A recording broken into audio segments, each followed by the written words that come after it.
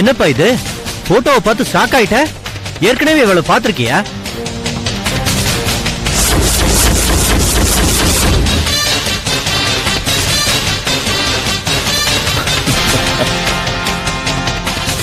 வேலை முடிஞ்சிடும், நீங்க போங்க சார்.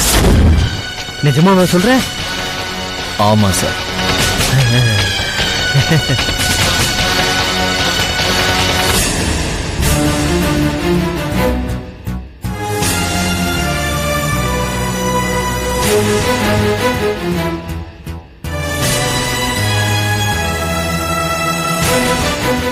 அம்மா, என்ன வேலைம்மா? ஏமா ஒரு மாதிரி இருக்கீங்க? ஒண்ணும் இல்லம்மா. எனக்கு எல்லாம் தெரியுமா.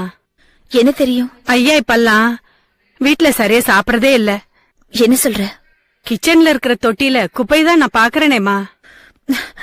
இங்க பாரு வேலைம்மா, இதெல்லாம் எனக்கு பிடிக்காது. வந்தவன் வேலைய பார்த்தவன் இருக்கணும். இதான் உனக்கு கடைசி சான்ஸ். போ பேசாம. சரிம்மா.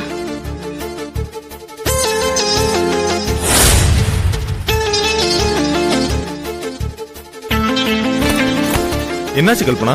ஏன் உங்களை திட்டுற? ஒழுங்கா பாத்திரம் தேய்க்கவே துப்பு கிடையாது. நம்ம 2 பேருக்குள்ள என்ன நடந்துட்டு இருக்குன்னு ஸ்பை வேலை பாக்குறான். என்ன, எனக்கும் இன்னொரு பொண்ணுக்கும் ஏதாவது கான்டாக்ட் இருக்க மாதிரி வத்தி வச்சாளா? ஏன் இப்படி சொல்றீங்க? பொதுவாவே வீட்டுல வேலை செய்யறவங்க பொண்டாட்டிய பத்தி புருஷன்கிட்டயும் புருஷனை பத்தி பொண்டாட்டிகிட்டயும் ஏதாவது ஒண்ணு சொல்லிட்டா போதும். அதுக்கு கண்ணு காது மூக்கு வச்சு ஏதாவது ஒண்ணு சொல்லிக்கிட்டே இருப்பாங்க அந்த வேலைக்காரங்க. சரி, அதை விடு.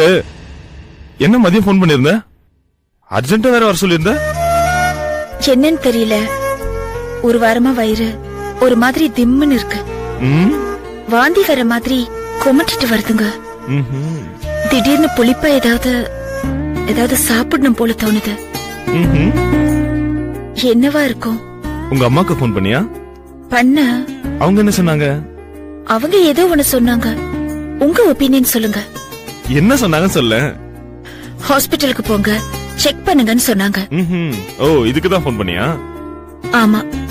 சரி, ஒரு நிமிஷம் இரு, நான் ரெடி ஆயிட்டு வரேன். என்னங்க? என்ன ஒண்ணு சொல்லாம போறீங்க? என்ன சொல்லணும்? இல்ல, நான் இப்ப சொன்ன விஷயத்துக்கு ஏதாச்சும் ஒண்ணு ரியாக்ட் ஆகணும்ல. என்ன ரியாக்ட் ஆகணும்? நான் இவ்ளோ சந்தோஷமா சொல்லிட்டு இருக்கேன், அதுக்கு ரியாக்ட் பண்ண மாட்டேங்கிறீங்க. B practical Kalpana. வீணா ஆசையை வளர்த்துக்கிட்டு ரியாக்ஷன் கொடுத்து என்ன பிரயோஜனம்? டாக்டர் கிட்ட போறோம்ல, அவங்க செக் பண்ணி சொல்லட்டும். பாசிட்டிவா இருந்தா 2 பேரும் ஒன்னா ஒரு நாள் உட்காந்து மாத்தி மாத்தி ரியாக்ஷன் கொடுத்துப்போம். சரியா? ஒரு 2 minutes, நான் ரெடி ஆயிட்டு வந்துடுறேன். என்னங்க? ஹாஸ்பிட்டலுக்கு போறோமா? எஸ், போறோம்.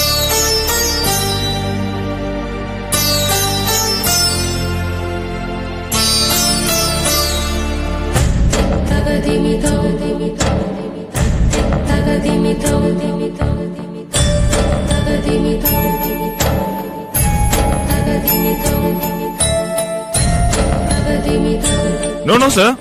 Sir, 2 minutes, sir. I'll be there, sir. Sir, please, sir. One second, sir. One second. Kalpana, don't mistake me. நம்ம 2 பேரும் இன்னொரு நாள் ஹாஸ்பிட்டலுக்கு போலாம். இன்னைக்கு ஆபீஸ்ல ரொம்ப முக்கியமான வேலை இருக்கு. ப்ளீஸ், நான் வரேன். Hello sir. சார் வரேன் sir. Sir please sir, I'll be there. I'll be there.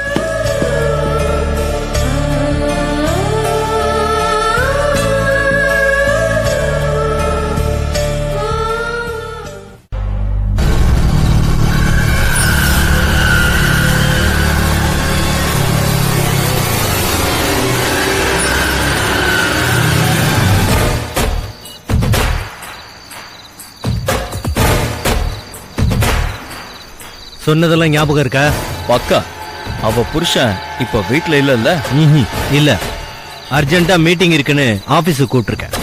ஆபீஸ்ல எனக்காக வெயிட் பண்ணிக்கிட்டு இருக்கேன். இன்னும் 10 நிமிஷத்துல ஆபீஸ்ல அவங்க கூட போய் நான் ஜாயின் பண்ணிடுவேன். 15வது நிமிஷத்துல நீ வேலையை முடிச்சு. ஓகே? ஓகே. ஆமா சார், பணம் எப்ப தருவீங்க? யோ, இவ்வளெல்லாம் பண்றேன், என்னையே சந்தேகப்படுறியா? என்ன சார் பண்றீங்க? பண்றேன்னு புலம்புறீங்க. தூரத்துல இருந்தே உனக்கு வீட்டை காட்டாம பைக்ல வந்து பக்கத்துல இறக்கி விட்டு போறேனே, அது ஹெல்ப் தானையா? எங்கேயாவது கொலைகாரன பாஸ் பைக்ல இறக்கி விட்டதை பாத்திருக்கியா? சந்திரன், சொல்லுங்க சார். மேடம் நம்மளோட சீஃப் கெஸ்ட். Okay sir. இன்னைக்கு இங்க தான் தங்க போறாங்க. சரி. நீ ஜாக்கிரதையா பாத்துக்கணும். Okay sir. சரியா? ஓகே. வரட்டா?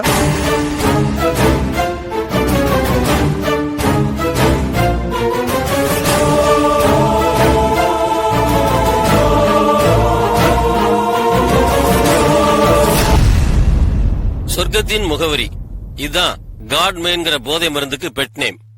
இதுவரைக்கும் சிங்கப்பூர், துபாய், அமெரிக்கா போன்ற நாடுகளில் உள்ள மெகா கோடீஸ்வரர்களை தாலாட்டி சந்தோஷப்படுத்தியிருக்கிற இந்த போதை அரக்கன் இப்போது இந்தியாவுக்குள்ளும் நுழைய ஆரம்பித்திருக்கிறது.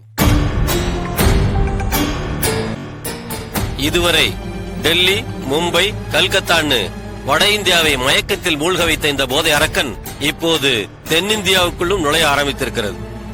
இந்த காட்மைன் எப்போது, யாரால், எங்கிருந்து வருகிறது என்பதை கண்டுபிடிக்க பயங்கர பிரயத்தனம் செய்து வருகிறோம். கண்டிப்பா இறந்து போன அந்த பௌர்ணமி மாவுக்கும் காட்மைன் போதைப் பொருள் கடத்தல்காரர்களுக்கும் இது தொடர்பு இருக்குமோன்னு சந்தேகமா இருக்கு. இருக்கலாம்.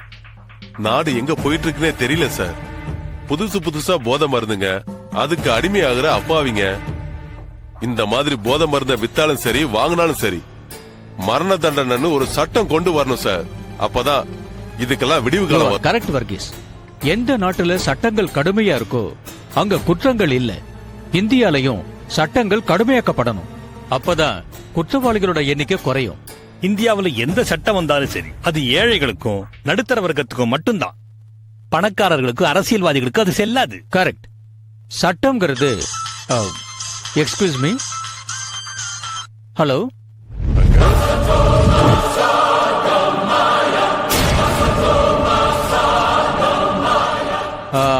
கமலம், நான் ஒரு அர்ஜென்ட் மீட்டிங்ல இருக்கேன். ஒரு 10 நிமிஷம் கழிச்சு கூப்பிடலாமே? அங்கிள் அங்கிள், புரியுது புரியுது. உங்க மீட்டிங்க முடிச்சிட்டு நம்ம இடத்துக்கு வந்துருங்க. ரூம்ல பெண்மானும் டைனிங் டேபிள்ல காட்டுமானும் காத்துக்கிட்டு இருக்கு. ஓகே, மறுபடியும் உனக்கு கால் பண்றேன். தேங்க்யூ. மும்பை, கல்கத்தான்னு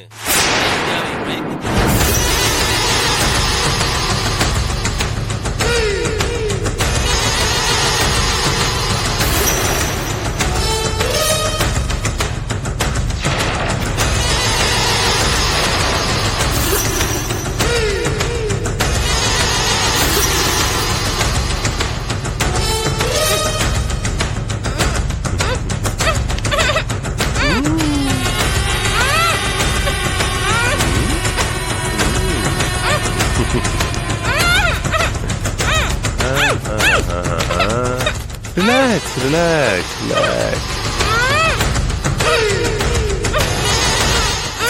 ஹலோ, என்ன சாரு, என்னாச்சு? சிவா கிட்ட இருந்து ஒரு ரெஸ்பான்ஸ் கூட வரல. நான் வெயிட் பண்ணிட்டு தான் இருக்கேன். எனக்கு இன்னும் ஒரே ஒரு நாள் டைம் கொடுங்க ப்ளீஸ். நல்லா கதை பேச கத்துக்கிட்ட சாரு.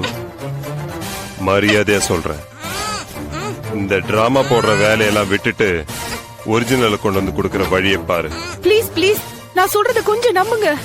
எனக்கு இன்னும் ஒரே ஒரு நாள் டைம் கொடுங்க. நான் எப்படியாவது சிவாவை கன்வின்ஸ் பண்ணி அந்த ஒரிஜினல் வீடியோ உங்க கையில நான் கொடுத்துறேன். இன்னொரு தடவை இந்த எக்ஸ்கியூஸ் எல்லாம் கேக்குற வேலையை விட்டுடு. எனக்கு ஒரிஜினல் வேணும். ப்ளீஸ் ப்ளீஸ், நான் சொல்றத கொஞ்சம் நம்புங்க. Hello hello hello.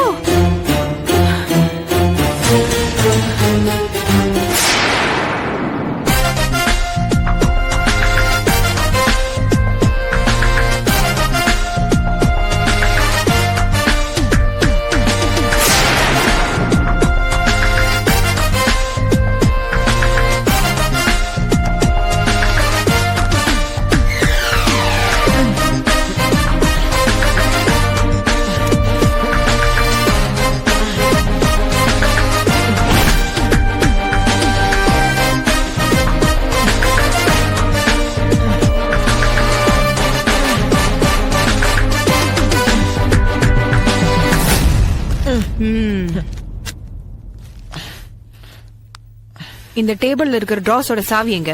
எனக்கு தெரியாது மேடம். மரியாதையா சொல்லு. சொல்லிடுறேன் மேடம்.